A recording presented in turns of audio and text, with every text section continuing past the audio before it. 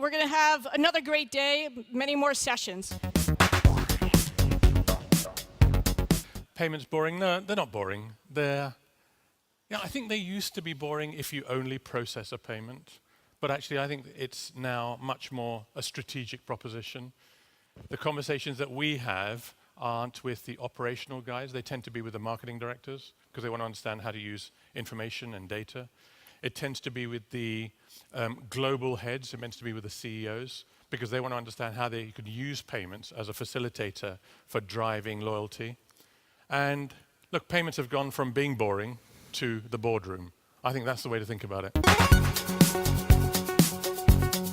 Women are really good clients for financial service providers. Studies consistently show that women are better loan repayers, they're better savers than men, and even tend to be better investors than men. They're more likely than men to make purchasing decisions about food and household items, not to mention healthcare, education, and childcare purchasing decisions. They're really valuable customers. Ernst & Young projects that women will control 75% of discretionary spending worldwide by 2028. There's a very strong negative relationship between GDP income per capita growth and gender inequality. The more you treat women fairly, the more money you make, and the better off you are. So therefore, number one, income inequality and gender inequality strongly correlated. Number two, gender inequality and income per capita strongly negatively correlated.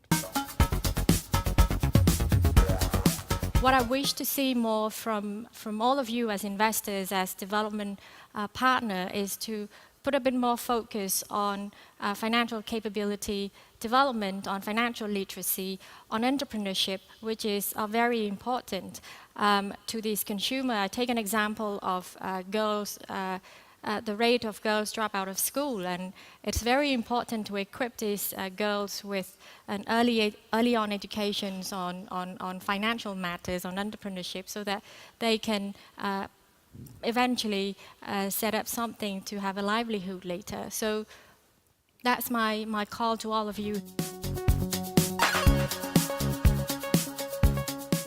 At Stripe, we want a more inclusive and interoperable internet economy.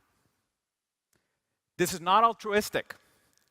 This is firmly rooted in the expectation that the second-order effects of unlocking human capital and exponential connectivity will be significant.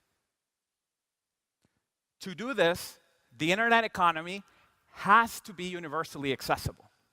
It has to be agnostic to geography, and it must enable people in far-reaching places to be able to easily exchange economic value.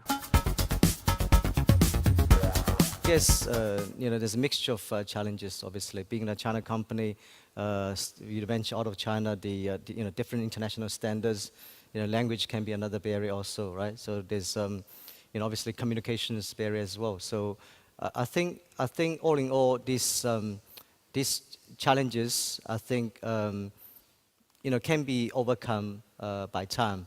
I think we are confident because the core competency, which is really the wealth of experience that we accumulate in China, will actually give us that sustainable future.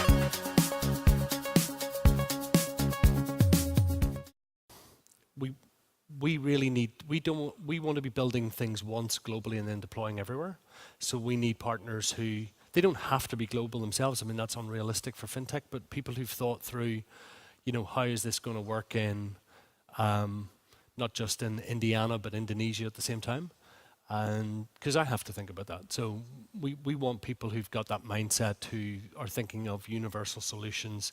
And typically it's not just us, but they also have thought through how other people like us are going to, because I think for me, in the partnerships, a lot of it's about the wisdom of crowds. Like, we don't know the answer to everything. We want people who've got answers and who've got other clients like us who are solving the problem even faster than we ever would ourselves.